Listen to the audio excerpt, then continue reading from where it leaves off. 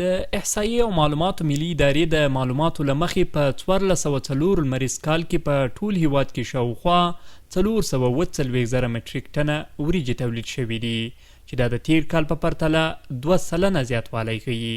د یادې ادارې ویان محمد حلیم رافع وایي په روان کال کې د هیواد په 13 ولایتونو کې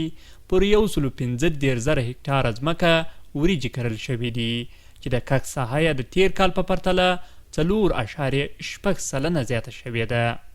د احصایې او معلومات ملي ادارې د ریموټ سینسینګ ټکنالوژي څخه په ګټه اخیستو او د سټلایټي انځورونو د تبصیر په مټ په 1404 کال کې په وریجو کرل شوې ساحې تثبیت کړې چې په اساس یې په ټول هیواد کې 4,40 زره مټریک ټنه وریجې تولید شوې او د تیر کال په پرتله 2 سلنه زیاتوالی ښیي. ارقام ښیي چې په روان کال کې د هیواد په 13 ولایتونو کې په 1,15 زره هکټاره ساحې وریجې کرل شوې دي چې د تیر کال په پرتله د وریجو د کښت 4.6 سلنه زیاتوالی ښیي. د دې ارقامو له مخې کندوز ولایت تر ټولو زیات یعنی 1,40 زره هکټاره او سرپل تر ټولو کم 1,18 زره هکټاره د وریجو کښت درلود. ښاغلی رافع زیاتوي د وریجو د تولید له پلوه کندوز او تخار ولایتونه هر یو د 114 زره مټریک ټنه،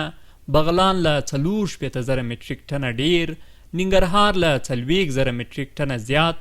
بلخ 4 زره مټریک ټنه او کونړ له 23 زره مټریک ټنه ډیر تولید لري چې دا ولایتونه د هیواد د وریجو د لوړ تولید لرونکي سیمې بلل کیږي.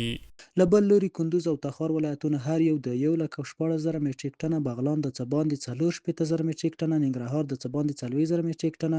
بلخ د 4 زره مټریک ټنه او کونړ ولایت د څه باندې 3 زره مټریک ټنه وریجو په تولید سره د هغو ولایتونه دي چې په هیواد کې د وریجو ډیر تولید لري.